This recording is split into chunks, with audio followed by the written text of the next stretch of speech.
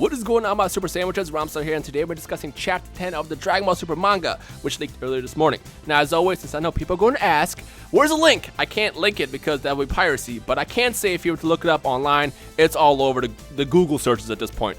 So, what we're going to do in this video, we're going to go ahead and first go through what actually happens in the chapter itself, and then we'll compare it to the anime. So, without further ado, let's talk about Chapter 10 of Dragon Ball Super. First things first, I do want to show you guys the cover of the first volume of the Dragon Ball Super manga, which will be coming out next month in Japan. As of right now, since I know people will also ask this question, as of right now, there is no release date for the global version, the English version, but whenever that gets announced, I will let you guys know. But for now, let me know your thoughts on the cover, because that looks absolutely awesome. On top of that, it reminds me of the very first volume of Dragon Ball, so it's like a nice little homage that they're paying to the original volume that came out a long time ago. It's pretty dope. But anyways, let's get into the manga because that's what you guys came here for. Now, the first thing I want to talk about, and this isn't a big deal, but I thought it was kind of funny.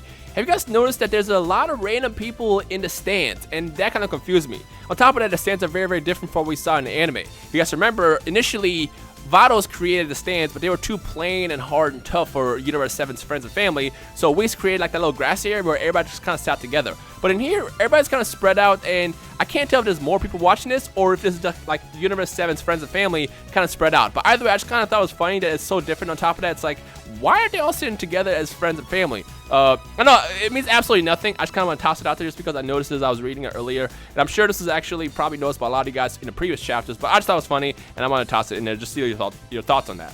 Now, as far as the main event, we're exactly where Chapter 9 left us, where Goku is about to face off against Frost in his Super Saiyan form, and Frost is in his final form. Not the other way around. If Frost was a Super Saiyan, that'd be kind of weird. And the thing that I noticed differently from the anime was the fighting seemed a lot better. Now, in the anime's defense, it's a lot easier to, draw a couple panels to portray a fight differently, but in terms of the choreography itself, I like the fighting in the manga so much better than in the anime. But it's not about the fight itself, but it's the choreography, the way they portray it in the fight, because it felt like more like a struggle, more of a duel in the manga as opposed to the anime. Now, in the anime, it felt more one-sided where Goku knew he was superior to Frost, and he basically just kind of like, threw his attack backwards like it was nothing. But in here, I feel like they both kind of tried to go all out in the battle, and that's what I think the manga pulls off so much better than the anime does. Let me ask you guys a question. To those who have read the chapter, or I guess if you see this video, and have seen the anime, which fight was portrayed better, in the manga or in the anime? Comment your thoughts on that in the comment section below right now.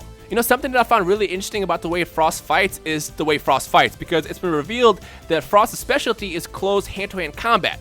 But in the fights, in both against Goku and Piccolo, he seems to be more of a ranged character where he's doing ki blasts, but it's not until he gets close to you where he starts winning. In this situation, I'm referring to the poison needle that's also used in the manga. So in other words, Frost is a complete fraud in Universe 6, and a lot of people don't even realize it. I mean, the whole universe doesn't realize it. Because if he's known for his hand-to-hand combat specialty, but based on seeing him fight Piccolo and Goku, and not just the manga but the anime as well, he is not good with his hands. So that means anytime he fought someone close hand-to-hand and won, it was because of that poison. So at least we believe he's been using that tactic for a very, very long time to build a reputation of, quote-unquote, being good with his hands when he's not really good with his hands at all. He's just a cheater. So what do you guys think about that? Do you think he's been cheating his entire life, or was it just this one-time thing just for the sake of this tournament? Let me know what you think about that in the comment section below. Overall, though, as Goku and Frost keep fighting in the manga, the one thing that stands out the most is the fact that Goku is still vastly superior to Frost. So at some point, Frost realizes he can't win, and he basically relies on his cheap tactic of poisoning him, which, by the way, the poison needle looks so much better on the manga version of Frost as opposed to the one in the anime. In the anime, it's more hidden, feels like a stealth blade type of thing, like an Assassin's Creed type of thing, whereas in here, it's like a big part of his body that looks actually a lot doper. Actually, let me ask you guys a question again. I'm going to ask a lot of questions, by the way. Who do you guys like better, the manga version of Frost design or the anime?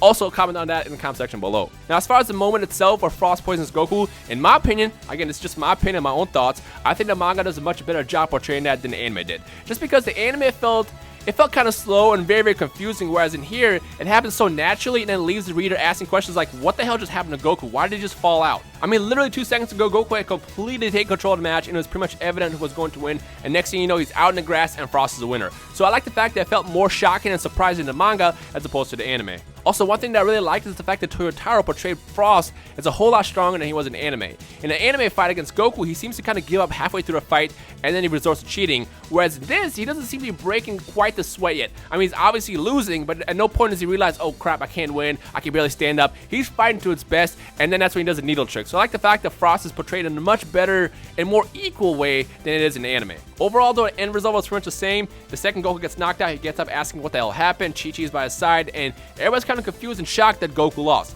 Now, the next fight is going to fuel a lot of discussion in the comment section below.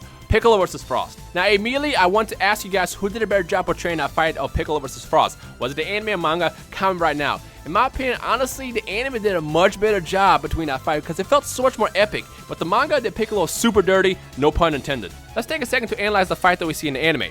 Piccolo comes out revealing that he's a strategist, like he knows he's not the strongest, but his strategies is what makes him so brilliant. In this situation, he attempts to use a combination of multi-form technique, special beam cannon, and the stretchy arms to trap Frost, where he almost wins, and of course Frost was also cheating. I mean, seeing that all unfold was so epic. Like, I remember last week on Twitter, whenever I was watching the episode live, everyone went so crazy just seeing that. It was so exciting to watch that.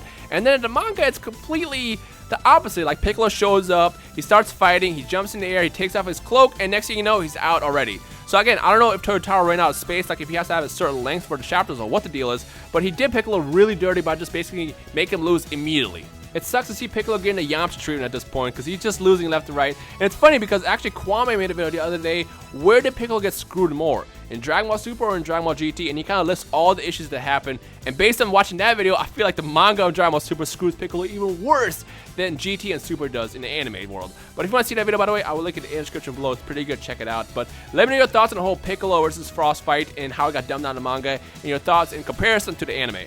Now, the thing that I found really interesting is the outcome of the whole cheating thing. When Chapter confronts Frost, the reason why Frost cheated is because he says there's no prize or money involved. But if you remember in the anime, the only reason why Frost joined Team Universe 6 is because he wanted to get aid from Champa. So that's technically a prize. So I don't know if there was a miscommunication between Toyotaro and Toriyama or what the deal was, but that's vastly different for the reason why Frost fights. On top of that, it is pretty much zero focus on Frost being a bad guy, because if you guys remember, initially when Goku and Frost were fighting, they revealed that Frost is a good guy, he's like a big leader in Universe 6, he's won many Nobel Peace Prizes, he just tends to like stop wars, when in reality the reveal in the end after the fight that Frost is a space pirate, he starts wars, he sells land, he's kind of an asshole, but they do nothing to portray the evil side of Frost in this chapter, and I find it really, really weird. I mean, there's one small hint towards Frost being evil, and this happens in the manga where the referee walks up to him to check his needle, to which Frost responds with, he should be glad that he didn't kill him, but that's about it. You could easily still read over chapter 10 and assume that Frost is a good guy, and I feel like Toyotaro should have done a better job kind of focusing on the evil of Frost as opposed to just focusing on the fight against Goku, because I feel like what happened here is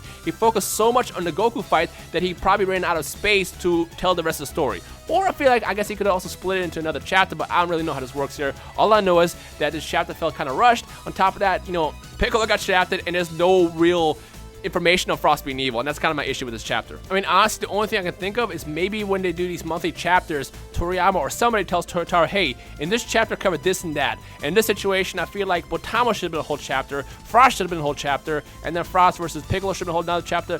That way it doesn't feel rushed, and you have more room to explain what's going on. But again, I don't know how they do this, so for all I know, maybe Toyotaro was told, hey, in this chapter, make sure you cover all this stuff, in which case you probably have to sacrifice certain things so you can just basically tell the story that he was told to tell. The cool thing, though, I like about the fact that we have the manga and the anime is the fact that we have two different ways to tell the story, and it allows fans to really decide what they like better. In this situation, like I said, the fight against Goku and Frost seems so much better and natural as opposed to the anime, but then the manga does the fight against Piccolo much worse, at least in my opinion, that is. So let me know your thoughts in the comment section below, what you guys like better, and then we'll discuss what the community is going to side with the most.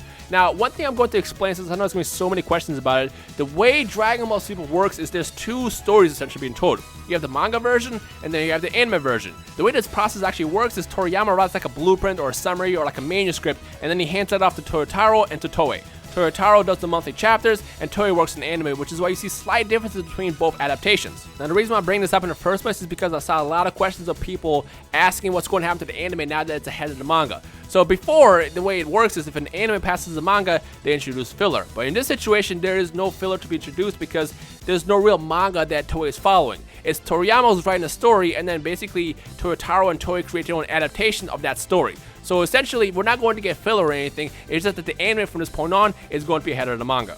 So I hope that kind of answers questions to those who were confused.